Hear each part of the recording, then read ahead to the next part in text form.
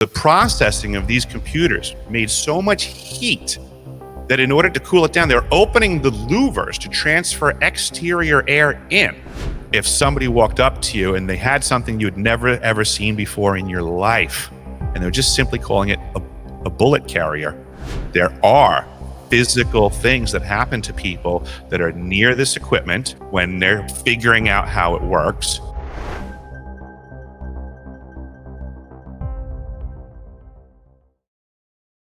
If you can just tell about what, when and where and what you saw, and just go through what you directly saw and experienced. You got it. First and foremost, let me just let everybody know, I spent an entire year at the South Pole Station on the maintenance crew. And the Ice Cube neutrino detector was simply one facility of many that I paid attention to there.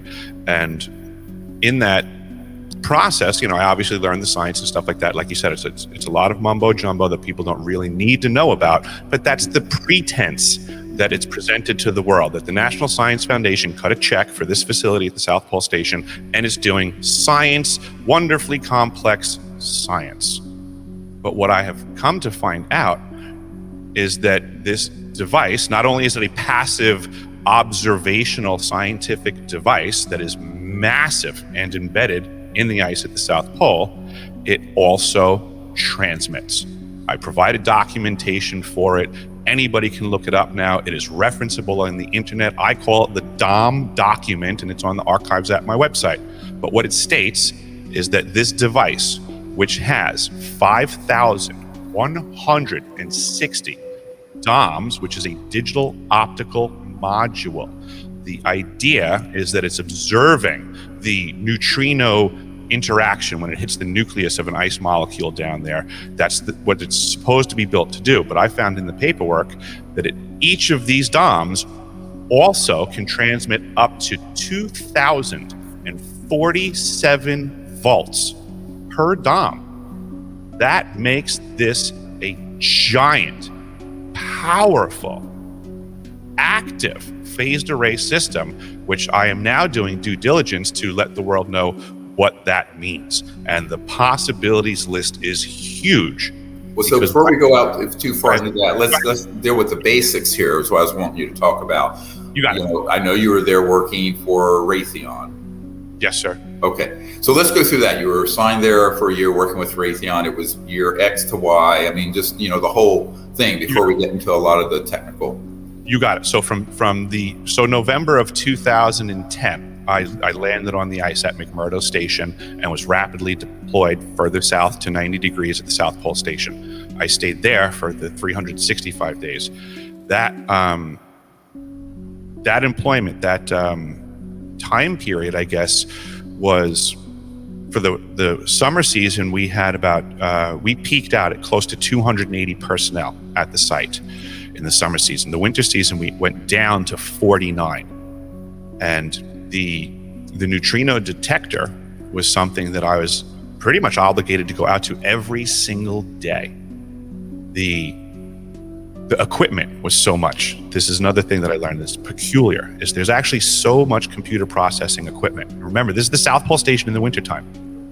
My job required me to go out there, and people laugh at me for this and get mad, but I say it. We had chicken wire on a air inlet duct, like a snorkel duct, that the snorkel side went up and connected to the building, and there was louvers there that were temperature activated louvers. So the processing of these computers made so much heat that in order to cool it down, they're opening the louvers to transfer exterior air in to keep these computers cold. People really, think about that. This is a building it's sometimes minus 80 degrees outside. To think that you need that type of cooling capacity. And that was what my job was to make sure this building wasn't overheating in the middle of winter at the South Pole. And why don't you describe, I know you've told me before, but for the audience, the size, the depth of the array, how big it was, how far down under the ice it was, et cetera.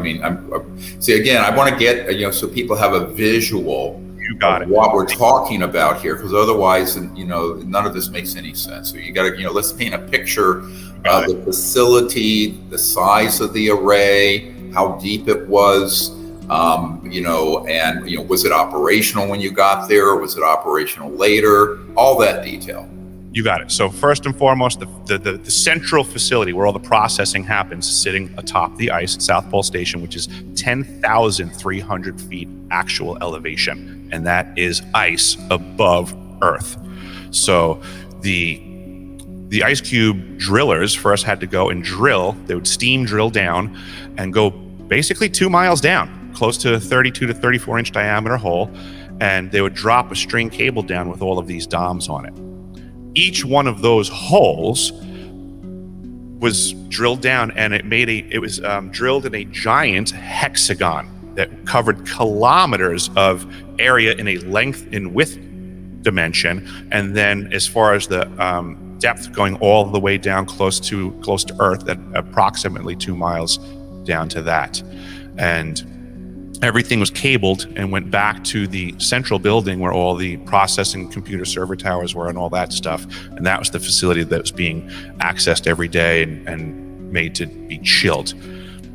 Now, apparently this was being built and developed by Raytheon. Is that right? Yes, that's correct. In the season that I was there, which was fall 2010 was when I arrived. We transitioned. It was right around, I think, January or February that IceCube officially transitioned from construction to operations and maintenance. Same thing with the elevated station itself, actually, that year. Okay. And the system, what were the people there told about why it was there and what it was doing, allegedly? The intended purpose for the IceCube neutrino detector was to detect neutrinos through the muon creation, which was when a neutrino coming from anywhere, in any direction, it could be from the other side of the planet, from off planet, through the planet, it doesn't matter. But when any of those neutrinos smashes into the nucleus of the water molecule, which is in the extremely pure ice. There's nothing else in there. So that's kind of why they're doing it, because they know it's a concentration of something specific, which is just pure water. Great product. When it hits the nucleus, there's two things that occur. A blue flash of light, and the neutrino and the nucleus are destroyed, and a new product called a muon is created. The detector is searching for the blue flash of light. So whatever direction it comes from, it would make like a blast through the array, that when it would hit the nucleus, it would be like a reaction through all of the different DOMs, because they're optical modules and they're receiving at that point. On the receiving end, there's just a bloom that shows up in the array. And from that bloom and the amount of light that hits each DOM, they can triangulate the direction from which the neutrino came from. I was told that they would then take that information, transmit it to all the different telescopes in the world, and then that would allow them to then look, because they're so curious as to what neutrinos are and where they come from.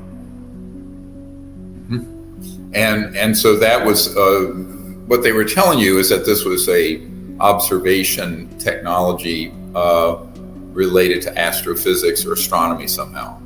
Absolutely, that's correct. Yeah. And what did you discover it actually is used for?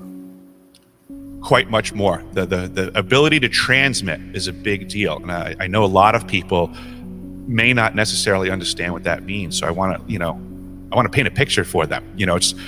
It's one thing to say that, and the government does this all the time, they sidestep stuff. It would be like if somebody walked up to you and they had something you had never ever seen before in your life, and they were just simply calling it a bullet carrier.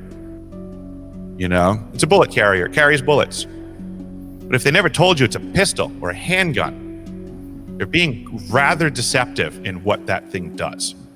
And that's the way I now look at the IceCube neutrino detector, is that this is a savagely different device from what I was presented. And I'm trying to express to the world what that means, because it is absolutely a very big deal. So you're convinced it was also had not only data gathering, but also offensive weapon capability. I'm absolutely suggesting that is still on the list of things to check into. I'm a firm advocate of Occam's razor, that every possibility is left on the table, and I have to assess each one. And the split second I can negate something as a possibility, I will apply Occam's razor, cut it off, and remove it. But so far, everything that's left on the table is still possible. No, there's a lot.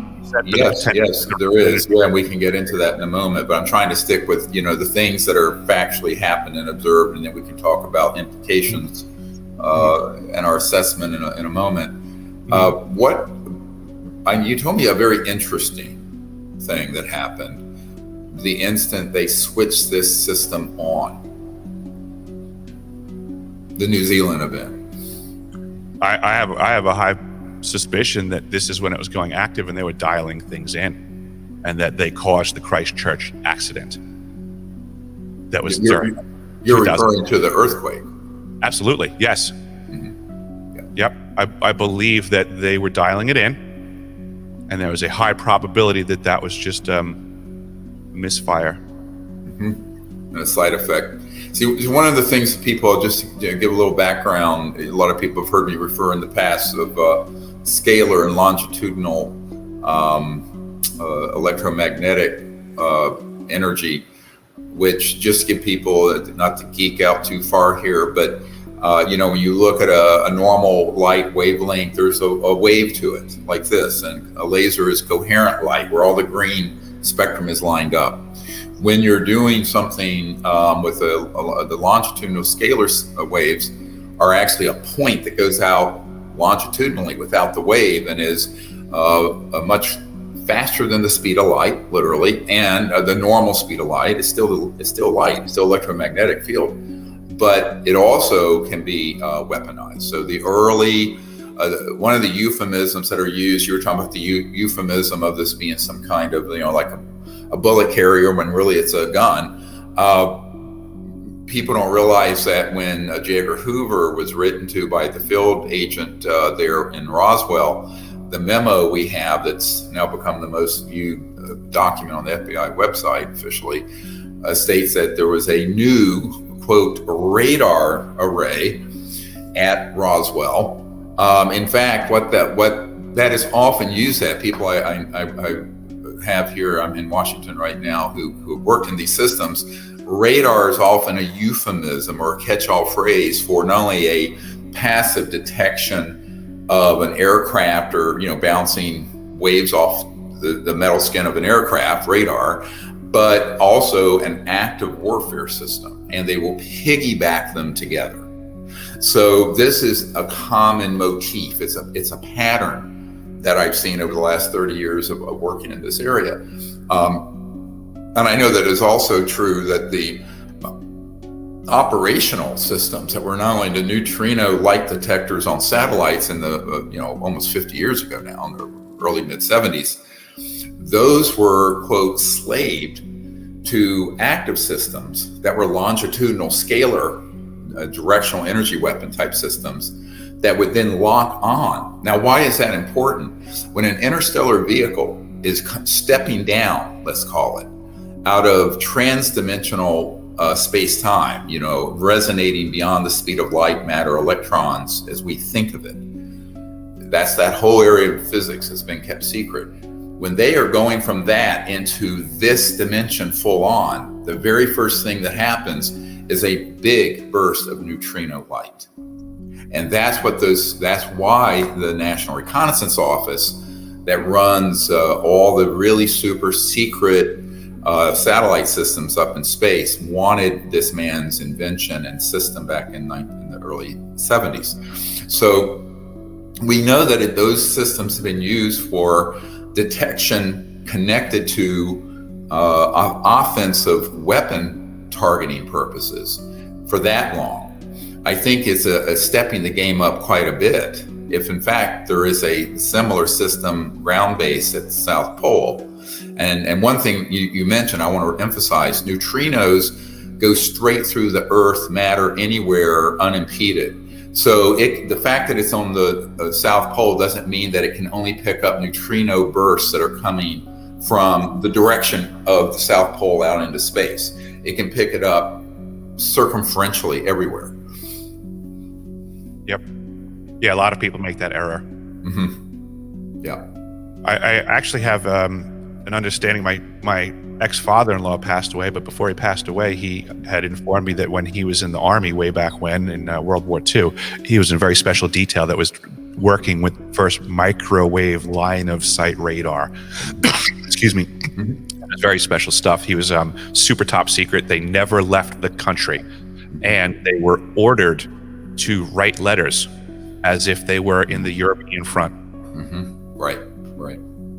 Yeah, well, a lot of people don't realize that these sort of electromagnetic fields and experimentation, these go back to the late 1800s and the early 1900s. If you look at this historically, this is why, I at some point, maybe in the near future, I want to work on a documentary that's a special 2-hour deep dive going back over 100 years on the sort of hidden electromagnetic and related technologies. Because obviously they can be used to tap into the so-called 0 point or quantum vacuum and give us free energy and save the biosphere. But, I always say this as a medical doctor, emergency doctor, that you can take a knife to put butter on your bread or to slice someone's throat. And unfortunately, the latter is what's been going on in these covert programs, because they've all been hoovered up like a giant vacuum cleaner into covert unacknowledged special access projects and developed for military purposes. And this is an enormous problem, because most of those sort of systems, by the way, if you bring something like this up to someone, in the White House or even most directors of the CIA and or members of Congress and Senate Intelligence Committee, they know absolutely nothing. I mean, when I say nothing, I mean zero about this. That's a problem. I mean, it's a huge problem because there's no oversight on it. So tell us a little bit more of what your research into this has uncovered, and any other people that you've stayed in touch with who have still worked in that facility, and what the status of it now, 10 years on. I think it's perfect where you were just at, because I think the reason those people are ignorant about these types of projects is because of compartmentalization of information. Mm-hmm. And it's amazing, because here I am, somebody who actually wintered at the South Pole Station, and from a crew. I mean, these are limited numbers of people on the planet that do this, and even of that crew, I'm one of the few that was able to see through the compartments. So yes, I've stayed in contact with people, because a lot of this has been getting in touch with folks and saying, hey, you know what? You remember that time that such and such happened? Yes. And we had to respond, and this was what we were told, and this was what was going on. What if we look at it this way? I need to talk to you. So a lot of that has happened. I've absolutely been in touch with a lot of the hands from my crew. One of the main reasons that I'm coming forward is because I've maintained that contact, and I do believe these people have been negatively impacted by what I believe are now called directed energy weapons. That people have suffered. There are physical things that happen to people that are near this equipment when they're figuring out how it works. Right. And then also, I believe that because we had a potential to go offensively, I believe there's a potential for us to have been attacked. Now, what kind of symptoms you're referring? I'm now to sort of biological and brainwave problems that people have had.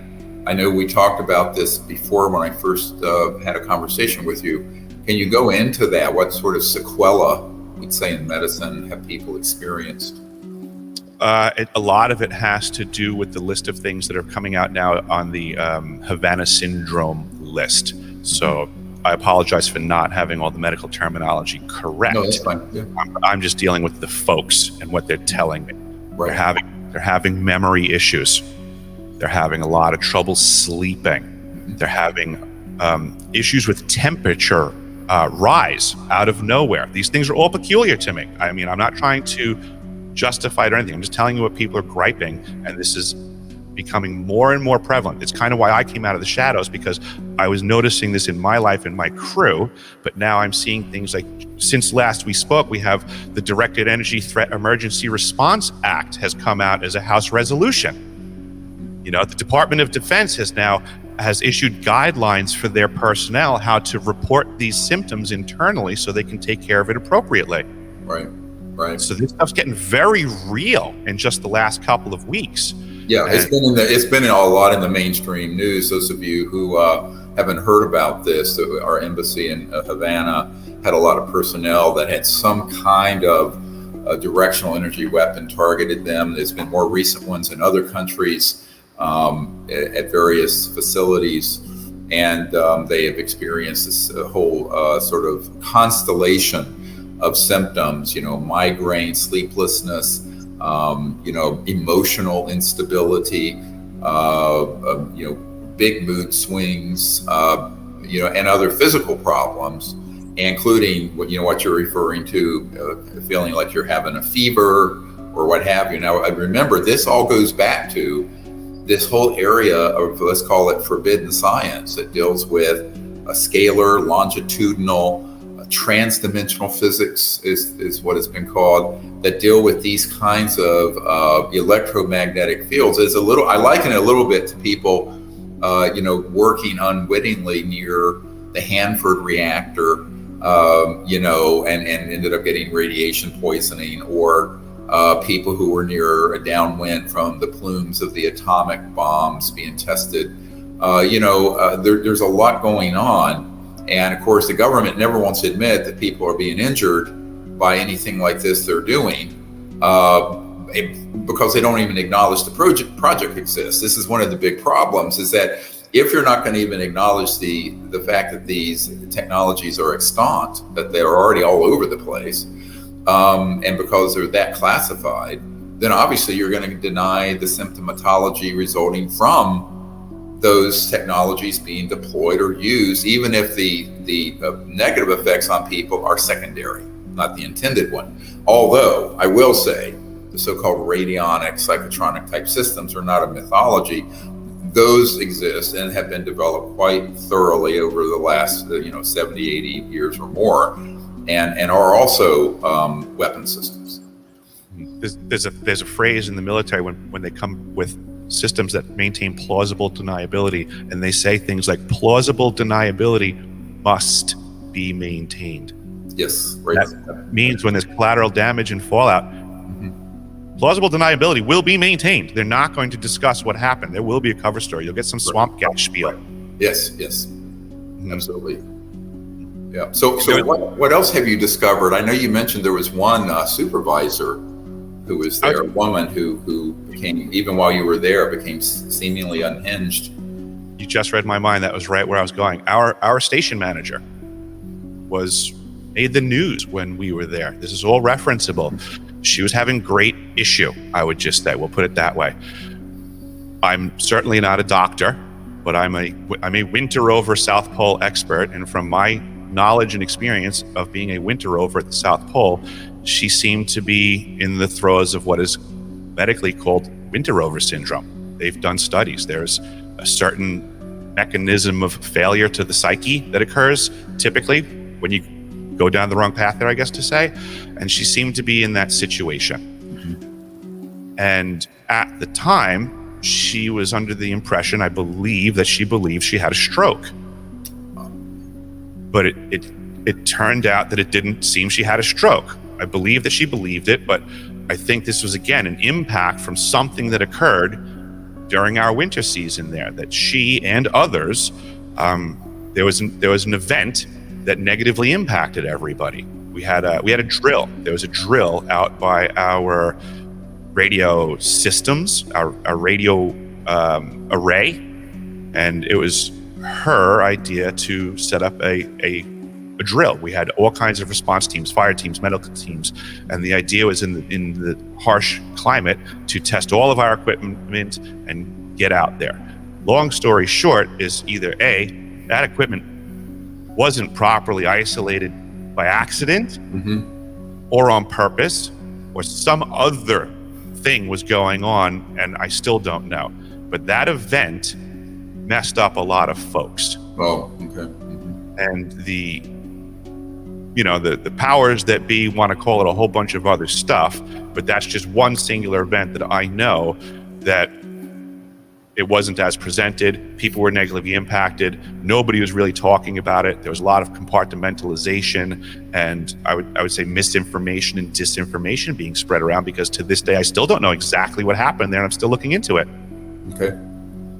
And how many were there other people at the base when they switched the system on and this Christchurch, New Zealand devastating earthquake happened that sort of sensed like, oops, there's something related here? I would not have been in that info stream at that time. Okay. But since then you've learned of folks who... Yes, that absolutely, that was the thought going on. They were very aware. It was rather rapid, I think when you pull the trigger on something like that, you kind of know the target that you're looking for, and whether you hit the bullseye or on the paper, you're still aware. So this array is 2 miles deep. How far across is it? Oh, it's I would say a couple of miles across. Okay. Would be my best guesstimate. I don't have it on this map here. I'm sorry. Okay. I have a different map. Yep. Well, the reason I bring that up, this is not something a lot of times I'll have military and intel or contractors come forward with information, and I sit on it until I get another point of corroboration. Because, you don't want something to just be purely apocryphal one-off, as we say in science, an N of one. So some years ago, I was given a lecture in Phoenix. And, this commonly happens. There were hundreds of people there. And at the end of it, there was this middle-aged man with 2 people with him, were clearly with him as friends, protectors, who waited till everyone cleared out. And he told me that he had been in Alaska, deployed on a ship that was under contract. It was a private corporation under contract with the National Security Agency. And this ship had a special scalar electromagnetic system on it. And they went down to the area off of Indonesia over that subduction zone. And when they turned that system on, it caused that massive earthquake. It killed 250,000 people. And he was so disturbed by this that he went off the grid, got an old car without GPS, drove from Alaska to Phoenix with these 2 security people to hand this information off to me. He was shaken. There's no question that he was telling me the truth of what he knew about this.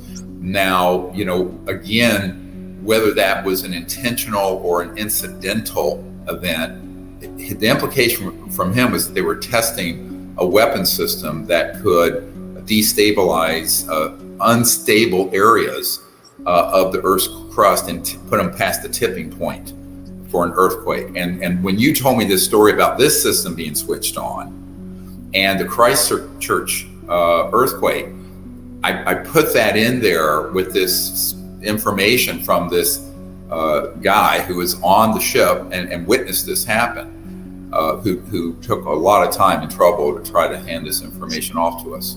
If you enjoyed this video, make sure to check out the next one right here on the Best of Dr. Stephen Greer.